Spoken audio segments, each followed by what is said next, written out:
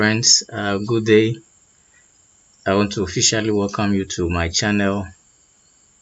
um, I'm here to educate you, to help you, to guide you, to mentor you as you go through this new phase and secrets to importing from China.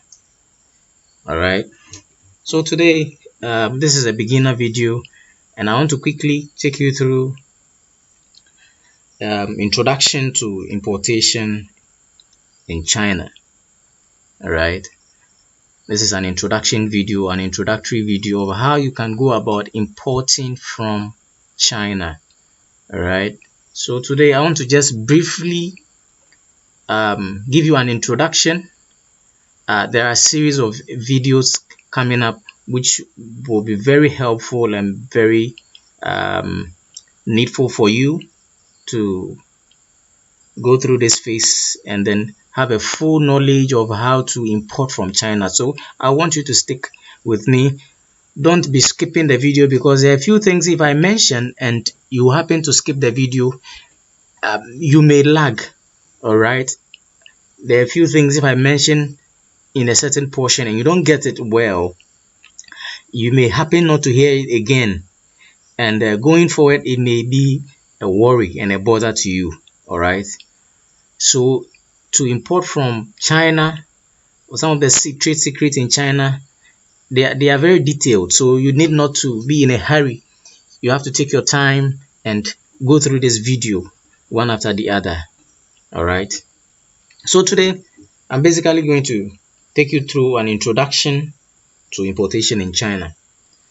So let's begin. So we all know about China as now the new business hub in the world. All right, back in the 80s and the 70s, where we used to see the European countries as the business hub, the trend has changed, dating down to the 90s till date, to the 2000s to date. The trend has really changed, and what has changed is that China has become the hub of importation and exportation. China has become the hub of global trading, and it happens so because of various factors. All right, one, we have cheap labor. There are a lot of labor available in China. There's a lot of cheap labor in China, so it has become the trade hub. And also involvement in technology. They have really advanced in technology. So, and another thing is that their concentration on industrialization has also caused that evolution. Right, so China has now become one of the world's largest exporters of talk of electronic products, talk of textiles, clothing, talk of machineries, talk of household goods, talk of large manufacturers. So China has become one of the largest exporters in the world as we speak now. Okay, so these few items are we'll take our time and go through all these areas that I've opened, but let me continue. Okay, so now China has also, as a result of this, has also had a chance to have large manufacturers, which are competing with each other, and when competition sets in, it beats down prices, So this is what is happening in China as we speak. All right, this is what is happening in China. Now, to begin, for you to start importing from China, there are a few things you must do and you must know. Okay, people just begin and say, oh, we heard that goods in China are less expensive, so want to start importation, and they begin to buy anything they see listed on most of these Chinese websites, China websites, and they end up bringing home mess, and people also have now drawn the notion that, oh, most of the product from China are not quality, and then they are inferior. But take note of these things that I'm about to discuss with you, so that you don't find yourself saying the same thing. All right, great. So to begin with, one of the things that you are supposed to do, as you want to know the secrets to importation from China, and importing to do what? To market, to sell, to use, whatever.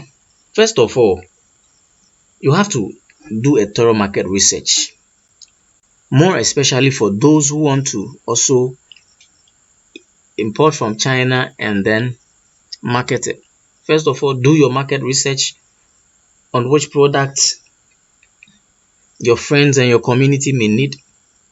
Okay, do your own research. What do you think are goods that if I hold in stock for maybe in 2-3 months, it won't go bad, it won't lose value, it will still be as it is if I have to market it. All right, look at product that when you bring onto your market, into your community, into your country, it will sell well. All right, so you take note that you have to do research on the product that will sell when you bring down into your country or community.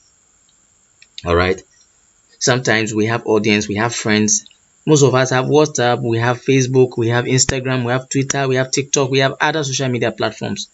Look at what you can advertise that may sell. For instance, if you live here in Ghana, like myself, imagine getting into a rainy season. What do you think will sell? Umbrellas.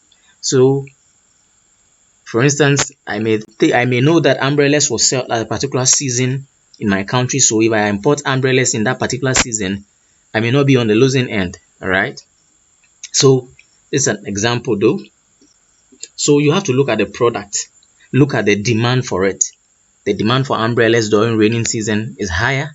You know that it will sell definitely in rainy season. Raincoats will sell during raining season. So the demand for raincoats and umbrellas are for a particular season. So you know the demand at a particular season, and you begin to take note of the items and the products that will sell. All right, and then you look at the regulations in your country as well. Okay, sometimes some products are not just brought into the country. You can't just bring in pharmaceutical products. Maybe you found it online and it's cheap, so you want to import a lot of them and come and sell. You should know that there are regulations in your country that if you want to sell such things in your country, they have to go through FDA, the Food and Drugs Authority, to ensure that they meet certain standards before. So don't just import anything to come and market. There are certain things that needs to go through some regulations before it can be marketed. All right, so take note of all those things too. Sometimes some of the product that may come from China, the Dragon City, I call it, is that the Dragon City has product that sometimes are labeled to suit their inlands, okay, that are labeled to suit their the people in China. Most of the Chinese product have China written on them, most of the products. So you have to also look at labeling on some product that has a label that can easily be, if you find a supplier that can rebrand it for you, fine. If not, you have to also consider. That's just not too much of something to consider though, but I think you should also take it into consideration. All right, now as you have settled on the products, you've seen that, okay, if I get this, I'll sell in this season. If I get that, I'll sell in that season. Now, another important thing to look for is the platform.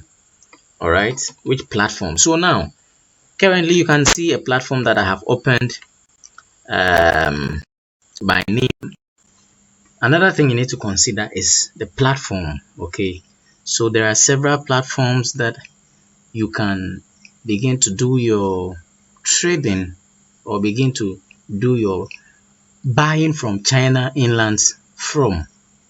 So a typical example is what I've opened here, Alibaba.com, which is a very popular platform that most of us know about. All right. So there are other platforms that maybe I'll go detail about the platforms later. I have a whole video on that. I'll go details into that for you to know. Apart from Alibaba.com, there are other platforms that equally gives you more suppliers. There are even platforms that has more refined products and has more cheaper products, less costly than what you see on Alibaba.com. All right, so go details into that later. So apart from the online platforms, you can equally solicit for local agents who also know more about importation business. For instance, like I'm one of them. Not just any other agent, but I'm talking about someone that has been in the importation business for quite some time. You know, there's not people who just lip sync it. We are talking about people who have really been into it and imported goods from China. All right, so I'm equally one of the agents, and I'll be here to assist you. All right, so you can also go through local agents as well, like myself.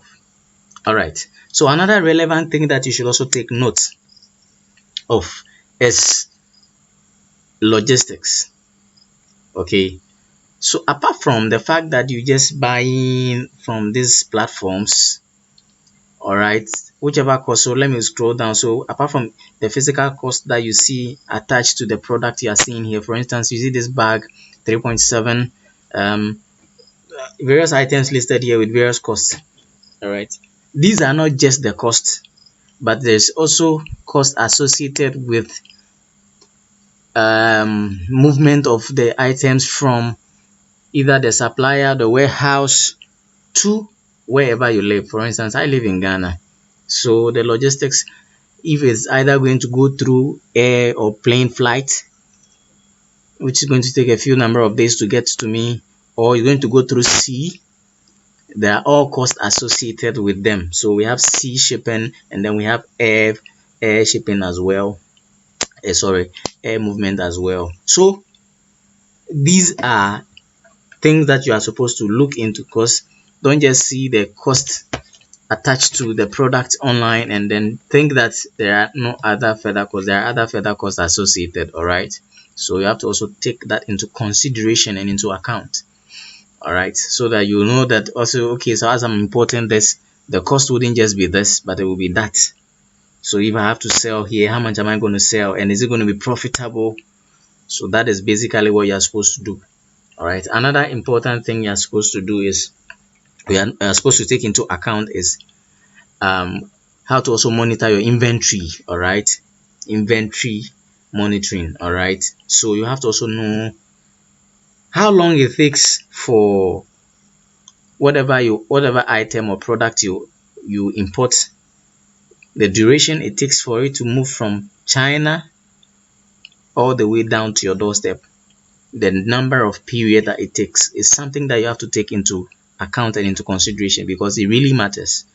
All right, or else what you would do is that if you are going to import and begin a business, you may end up running out of products, and customers they come to you, and all you tell them is my products are on the way coming.